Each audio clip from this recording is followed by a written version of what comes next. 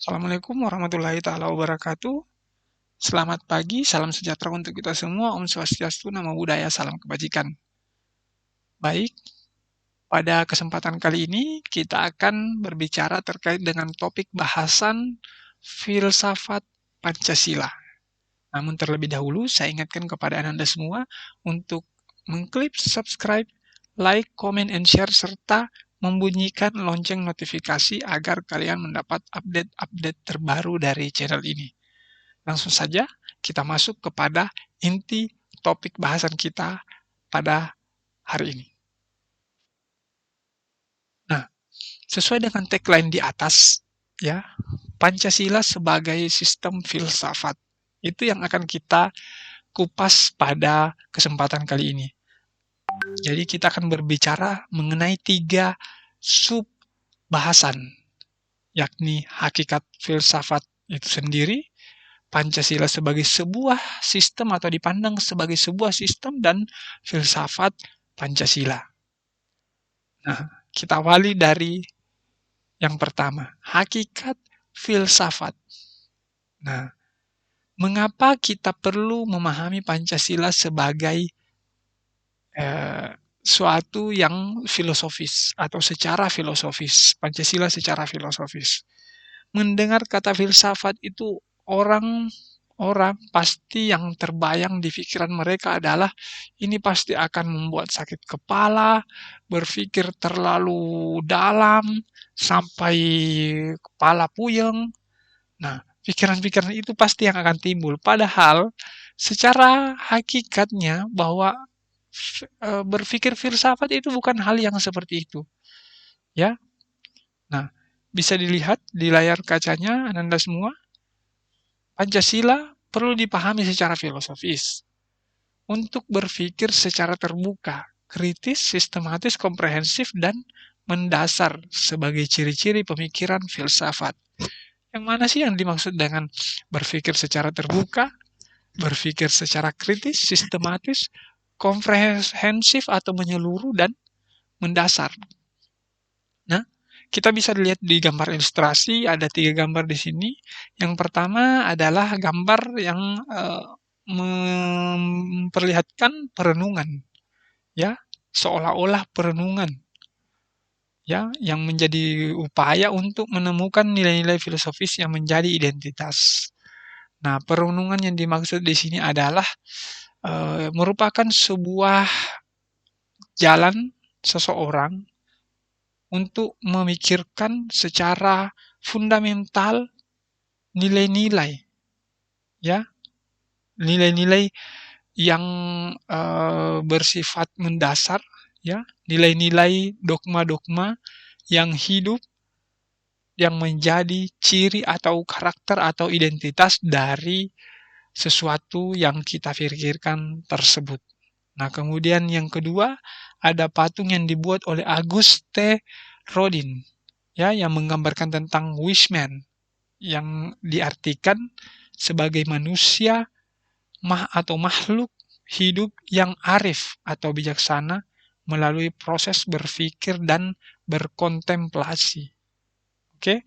Dan yang ketiga, ini ada patung Bapak Insinyur Soekarno sedang duduk di Taman Rumah Pengasingan, ya, di ND, yang menggambarkan ia sedang memikirkan dan merenungkan masa depan bangsa Indonesia. Yang hasil akhir dari perenungan tersebut adalah lahirnya, dirumuskannya, diusulkannya Pancasila sebagai dasar negara dan pandangan hidup bangsa Indonesia. Nah, ini ilustrasi terkait dengan hakikat filsafat itu sendiri. Filsafat itu sendiri seperti apa sih? Ya, secara hakikat bahwa filsafat itu adalah berpikir kritis namun sistematis, ya. Di gambar ilustrasi orang, ya, yang sebelah kiri, ya, itu memperlihatkan bahwa seseorang yang berpikir secara sistematis, ya, tetap dengan koridor-koridor, tahapan-tahapan, step-step yang kemudian mencapai ujungnya itu memuat sebuah tujuan, ya. Beda pada gambar orang, ya, yang ada di sebelah kanan. Itu dia berpikir tidak tidak karuan, ya. Dia memikirkan sebuah tujuan, namun dengan cara yang masih membuatnya pusing untuk mengerjakannya. Dia tidak tahu harus mulai dari mana, sampai tahap apa, bagaimana melaksanakannya, seperti apa pelaksanaannya nanti, pendekatannya, evaluasinya, sampai kepada mencapai tujuannya. Nah, jadi hakikat filsafat itu seperti apa? Jadi istilah filsafat, ya, jika dipandang secara etimologi itu merupakan padanan kata falsafah dalam bahasa Arab, filosofi dalam bahasa Inggris yang berasal dari bahasa Yunani, filosofia. Artinya merenung, ya, merenung. Merenung di sini berpikir lebih dalam sesuai dengan gambar ilustrasi di uh, slide yang kedua tadi, yang ketiga tadi.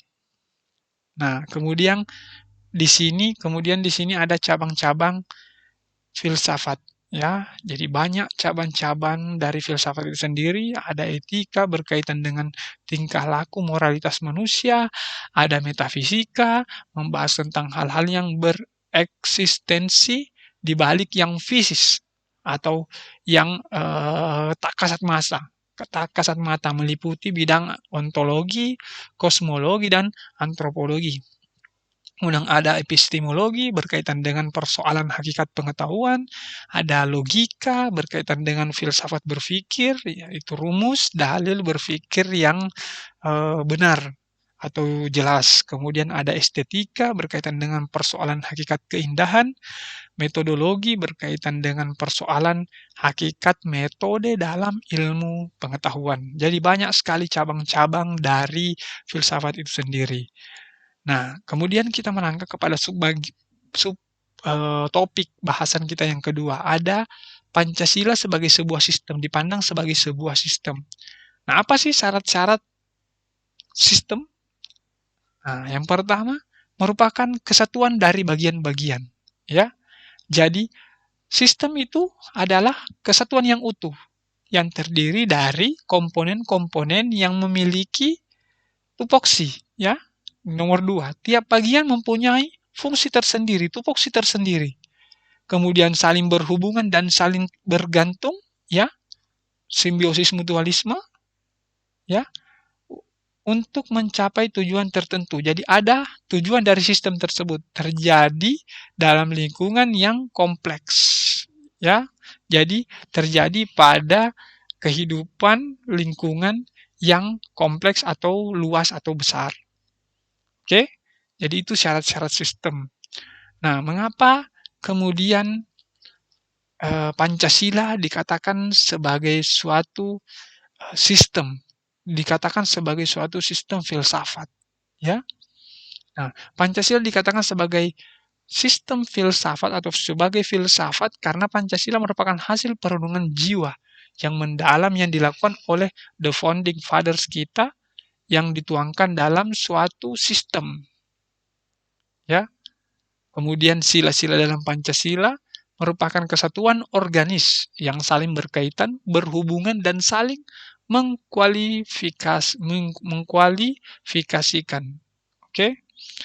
Kemudian pemikiran dasar yang terkandung dalam Pancasila yaitu pemikiran tentang manusia yang berhubungan dengan Tuhan, dengan diri sendiri, dengan sesama, dengan masyarakat, bangsa, yang nilai-nilai itu dimiliki oleh bangsa atau terdapat di dalam kehidupan masyarakat bangsa Indonesia. Filsafat Pancasila, ya, merupakan refleksi kritis rasional tentang Pancasila sebagai dasar negara dan kenyataan budaya bangsa dengan tujuan untuk mendapatkan pokok-pokok pengertiannya yang mendasar dan menyeluruh. Ya, jadi yang dimaksud di sini adalah filsafat Pancasila merupakan refleksi kritis, ya, mencerminkan pemikiran yang mendalam, rasional terkait dengan Pancasila dipandang sebagai sebuah dasar negara dan juga sebagai karakter budaya bangsa Indonesia itu sendiri dengan tujuannya untuk mendapatkan tujuan atau mewujudkan tujuan dari eksistensi bangsa Indonesia. Oke, jadi susunan Pancasila sebagai sebuah sistem yang utuh itu seperti ini. Bisa dilihat. Jadi sila pertama itu meliputi, mendasari dan menjiwai sila 2, 3, 4 dan 5. Ya. Jadi semua saling berkaitan. Oke? Di sila kedua itu sila kedua diliputi, didasari, dijiwai sila pertama dan mendasari dan menjiwai sila 3, 4 dan 5. Ya, begitupun sila ketiga diliputi, didasari, dijiwai sila kedua dan mendasari dan menjiwai sila keempat dan kelima. Sila keempat diliputi, didasari, dijiwai sila ketiga dan mendasari, menjiwai sila kelima. Dan sila kelima diliputi, didasari, dijiwai oleh sila 1, 2, dan 3 dan 4. Oke? Jadi pada intinya bahwa sila-sila ini saling berkaitan. Nah, inti dari setiap silanya itu sendiri, ada sila pertama itu sila ketuhanan sebagai causa prima, ya. Itu jelas tergambar di sana. Nah, sila kedua itu manusia, ya, makhluk, individu dan makhluk sosial, ya. Jadi di situ tercermin terkait dengan bagaimana manusia eksistensinya sebagai makhluk individu itu sendiri dan zon politikon atau makhluk sosial. Nah, kemudian rakyat sebagai unsur mutlak negara harus bekerja sama dan bergotong royong. Ya, ini mendasari dari sila ketiga dan keempat. Nah, kemudian adil, ya, yang memberi keadilan kepada diri sendiri dan orang lain yang menjadi haknya. Itu juga inti dari sila kelima Pancasila. Ya, oke. Jadi untuk topik bahasan kita hari ini mungkin saya cukupkan sampai di sini saja dulu. Terima kasih. Nanti kita akan membahas lebih lanjut terkait dengan topik-topik yang lebih dalam terkait dengan filsafat Pancasila ini. Saya akhiri dengan sebuah quotes. Descartes pernah berkata, "Aku berpikir, maka aku ada." Jadi mengapa kita tidak berkata yang sama untuk bangsa ini? Terima kasih. Saya akhiri dengan ucapan hamdalah. Selamat pagi dan wassalamualaikum warahmatullahi taala wabarakatuh.